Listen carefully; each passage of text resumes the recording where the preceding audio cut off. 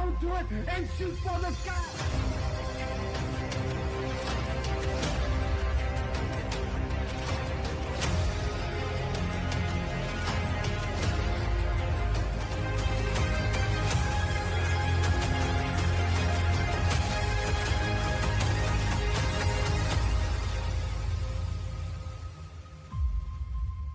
The Money in the Bank ladder match has become a fan favorite match, and a big opportunity for those who can manage to win it. The opportunity is just as big as winning the Royal Rumble. Some have taken advantage of the Money in the Bank contract and become legends, and some didn't have that much success with it. So we want to do a special top 10 and break down the first 10 Money in the Bank winners. Be on the lookout for part 2 of this list, ranking the second 10 Money in the Bank winners. And we will be grading them on an A to F scale. Number 1, Edge. WrestleMania 21, 2005. After 20 years of WrestleMania, WWE wanted to create something original and fresh, new and never seen before. That's when at WrestleMania 21, we got the debut of the WWE Money in the Bank ladder match. Edge would come out on top as the winner of the first ever Money in the Bank ladder match in WWE history.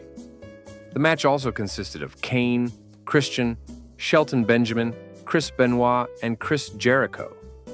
During his 280 days as Mr. Money in the Bank, he defeated it in matches and bided his time. After John Cena retained his WWE Championship in a brutal Elimination Chamber match at WWE New Year's Resolution 2006, Edge would come out and cash in on a bloody beaten down John Cena, and thus becoming new WWE Champion. Also becoming the first to ever cash in the Money in the Bank contract, and successfully. We give Edge an A+. He set the tone of what the Money in the Bank contract truly meant, and used it to his advantage in the champion's weakest of moments. He won his first WWE Championship ever, and it was thanks to the Money in the Bank ladder match at WrestleMania 21. Plus, he was the first ever Money in the Bank winner, so he gets major points just for that. The fact he put it on the line and defended it gets some points too. Edge definitely deserves an A+ on this list for sure. Number 2, Rob Van Dam. WrestleMania 22, 2006. It's WrestleMania season again in 2006, and we saw in 2005 what Edge did with the Money in the Bank contract. So we now do it again at WrestleMania 22. This match was won by Rob Van Dam. He defeated Bobby Lashley, Finlay, Matt Hardy, Ric Flair, and Shelton Benjamin to become the second ever Money in the Bank winner. He'd hold the contract for 70 days. In those 70 days, at Backlash 2006, Rob Van Dam defended his Money in the Bank contract against then WWE Intercontinental Champion Shelton Benjamin, who also defended his championship, in a winner-takes-all match. He retained his contract and became new WWE Intercontinental Champion too, thus becoming the first Money in the Bank contract holder to also hold a championship. RVD would meet John Cena in the ring on Raw and tell him he'd be cashing in his contract at ECW one night, Stand 2006, in an Extreme Rules match. RVD would become new WWE Champion and would also hold the ECW World Championship at the same time. He really did capitalize on his opportunity. He was Mr. Money in the Bank and WWE Intercontinental Champion. And after losing the IC title and cashing in successfully, and then holding not one, but 2 world titles at the same time, it's truly taken advantage of what the Money in the Bank contract means and has to offer. We grade RVD an A+. Defending it while holding it earns a few points. Holding it and the WWE Intercontinental title at the same time, and being the first champion to hold the contract, gets him some major points. Cashing in successfully to win the WWE Championship obviously gives some points his way. And the fact he held the ECW title and WWE Championship at the same time really is the cherry on top of his cash-in. And it's aftermath. He earns an A+ in every way on this list, Number 3, Mr. Kennedy, WrestleMania 23, 2007. Back at it again, it's WrestleMania season, and we got the third ever Money in the Bank ladder match at WrestleMania 23. This was won by Mr. Kennedy.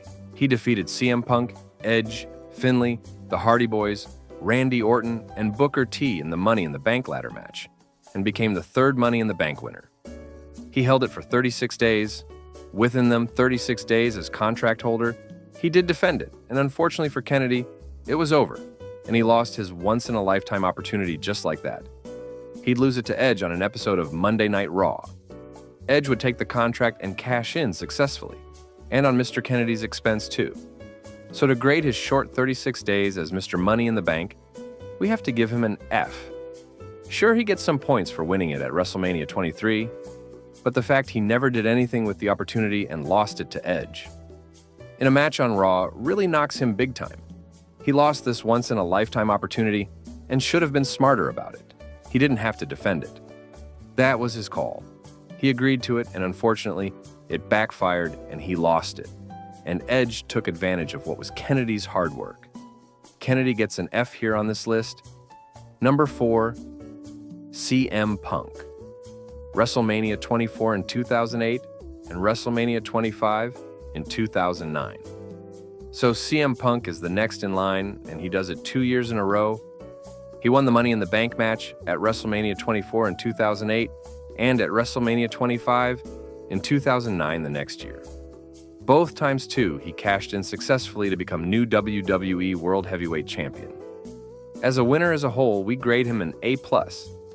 He did it not once, but twice, and against respectable names in each Money in the Bank match, respectively. He became the first to win 2 Money in the Bank matches and bat WrestleMania 2. And both times as Mr. Money in the Bank, he successfully cashed JN to become WWE World Heavyweight Champion. That gives him an A+ for success, and doing it 2 times back-to-back. Number 5, Jack Swagger. WrestleMania 26, 2010. In a show-opening match, Jack Swagger won the Money in the Bank match at WrestleMania 26. This was a 10-man match including the winner Swagger, and it was actually the last Money in the Bank match at WrestleMania before it got its own pay-per-view.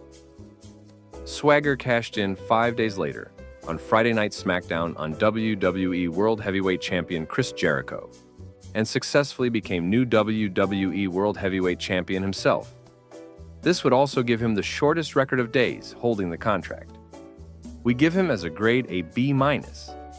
He does get points for winning the biggest Money in the Bank, match opponent-wise. And it being the last Money in the Bank match at WrestleMania gives him a few points too. And there's also the fact he set the record for the quickest cash in being 5 days. But what really docks him points is the World Heavyweight title reign he had. Sure, he successfully won the title thanks to the Money in the Bank, but his world title reign is forgettable and didn't measure up to what WWE wanted it to be. So his lackluster world title reign definitely is accounted for. AB- is fair and earned. If his world title reign would have been better, the grade would have been higher. It's halftime on the list, and we want to introduce a new feature in our top 10 list, as we will have wrestling question halfway through our list, and we'll reveal the answer at the end of the video. So it's quiz time. Here's your question this week. Who was the first to fail at cashing in the Money in the Bank contract by not winning a championship? Was it A. Baron Corbin, B. Austin Theory, C. John Cena, D. Drew McIntyre? Stay tuned and see the answer at the end of this video. Number 6, Kane.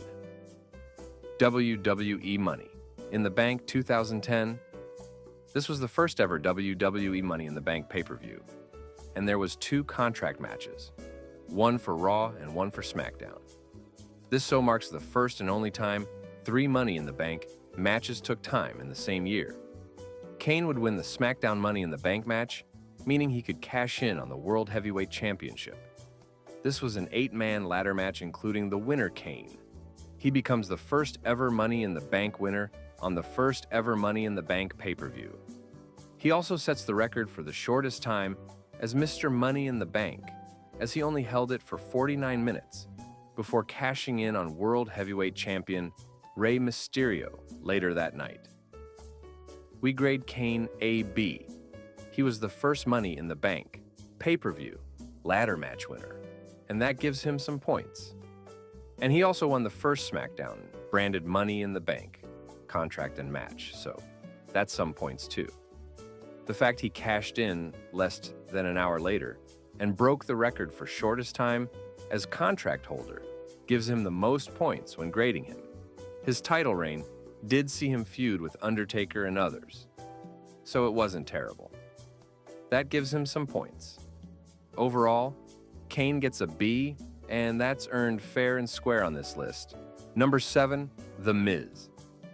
WWE Money in the Bank, 2010. Miz would win the first ever Raw branded Money in the Bank contract and match at the 2010 Money in the Bank pay-per-view. After defeating some of Raw's biggest names on this roster at the time, Miz would cash in on an episode of Raw on WWE champion Randy Orton, after the Viper just defeated it against Wade Barrett and took on damage thanks to the Nexus. Miz was never shy about letting others know he was ready anytime. We have to grade him an A. Plus, he not only was Monday Night Raw's first Money in the Bank winner, but he also had a level of confidence unmatched, and that gives him major points. He also bided his time and made the most of it.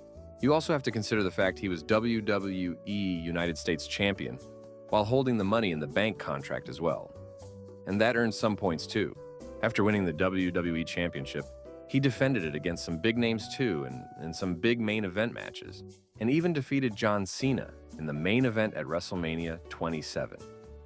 That overall, from winning it to cashing in and taking advantage of it all, earns the A-lister an A+ on this list. Number 8, Daniel Bryan, WWE Money in the Bank 2011. WWE returns with its second ever Money in the Bank pay-per-view event, and we again have SmackDown and Raw Money in the Bank contracts and ladder matches respectively. Daniel Bryan would win the SmackDown contract and was able to cash in anytime for the WWE World Heavyweight Championship. This Money in the Bank ladder match consisted of 2 former world champions, and the rest was mid-card talent and pre-show-like stars. The match wasn't too star-studded, but maybe that made it easier for someone the likes of Daniel Bryan to win the match. But he won, and that's all that matters. He'd hold on to the contract for 154 days. He would go on to cash in on Big Show at the WWE 2011 TLC pay-per-view event after Show defeated Mark Henry moments before for the World Heavyweight Championship. Bryan would hold the title for 105 days. Overall, we give Daniel a C. Yes, he won the contract and won the World Heavyweight title as a result, which does give him some points. But what knocks his grade down is the fact he didn't have that memorable of a title reign. And also the fact he lost in less than 20 seconds at WrestleMania 28 against Sheamus, and in a show-opening forgettable match docks him too. His relationship with AJ Lee and her, costing him the title in just seconds at WrestleMania 28, was more memorable than the match itself. If his reign would have been better, and the match in which he lost the title was dealt with differently, the grade would have been better too. But at the end of the day, Bryan's reign as a whole wasn't what it should have been. His Money in the Bank contract win was more successful than the aftermath and title reign that came after the cash-in. So Bryan fairly gets a C on this list. Number 9, Alberto Del Rio, WWE Money in the Bank 2011. So unlike its SmackDown counterpart, at the 2011 WWE Money in the Bank pay-per-view event, the Monday Night Raw Money in the Bank ladder match was actually consisted of some big names like former world champions, fan favorites, and wrestlers who at least had an opportunity of bright futures ahead of them. In the end, Alberto Del Rio won the match and was able to cash in on the WWE champion at any time. He held the Raw branded contract for 28 days, not even a whole month, and defeated CM Punk for the WWE championship in a successful cash-in at SummerSlam 2011. But his reign lasted only 35 days before losing it to John Cena a month later. So we give Del Rio a D-, and here's why. Sure, he won the Money in the Bank contract, and that's something to reward some points for. And successfully cashing in and becoming WWE champion helps earn some points too. But what really kills his grade here is, first off, no one wanted him as champion or Money in the Bank contract holder to begin with. Secondly, his title run was kind of a joke and wasted with him only holding the WWE title for a month. Neither his time holding the contract or the WWE title was very good. It's forgettable and not discussed all that much in 2025, as most fans choose to forget it altogether. So in his case, the aftermath effects after winning the contract, and title does more damage than whatever good came from winning the contract and title later doing the road. Sadly for Del Rio, he gets a D-. And it's not necessarily his fault, it just is what it is. Number 10, Dolph Ziggler. WWE Money in the Bank, 2012. In 2012 at the WWE Money in the Bank pay-per-view, Raw and SmackDown respectively hosted Money in the Bank ladder matches for their brands' respective world titles. On the SmackDown side, Dolph Ziggler defeated 7 other opponents to capture the SmackDown World Heavyweight Championship, Money in the Bank contract. The match wasn't exactly full of world title contenders to begin with. Dolph Ziggler was the most promising star to win the contract, and he did just that. Held the contract for an outstanding 267 days, and even defended it twice. He successfully cashed in on a 2013 episode of Raw and defeated Alberto Del Rio to become WWE World Heavyweight Champion. He held the title for 69 days before losing it back to Del Rio at WWE Payback 2013. So now we grade him.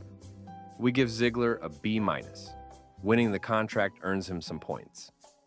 Successfully defending it twice, once against Chris Jericho on Raw, and once against John Cena at WWE TLC 2012, earns him a great deal of points as well. Completing the goal and winning the World Heavyweight title adds points on the grade as well. You also have to consider the fact when he cashed in, the fans at the arena and around the world lost their minds and loved it as they thought it was long overdue and deserved. But what keeps him from getting a sold A is the fact it didn't last as long as we'd like it to. And also considering he never recaptured the world title or WWE title after losing the World Heavyweight title really doesn't help his case either. But a B- is still a good grade and doesn't take away just how impressive his contract reign or title reign altogether was. Before we leave you this week, we asked you earlier our new weekly quiz question. Who was the first to fail at cashing in the Money in the Bank contract by not winning a championship? And the answer is C. John Cena. He cashed in on the special Raw 1000 episode in 2012 against then WWE champion CM Punk. Cena would win the match via disqualification, but due to not being able to win the championship due to DQ, Cena was the first one to cash in and not be able to walk out with the championship. And that was our first part of this type of list. Next Friday, we will give you part 2 of this list with the second 10 Money in the Bank winners and grade them as well. Let us know how if you agree with our list and grades on this video. Don't forget to follow Ring Post Daily Podcast on YouTube and Facebook. Until next week, have a great week and happy wrestling.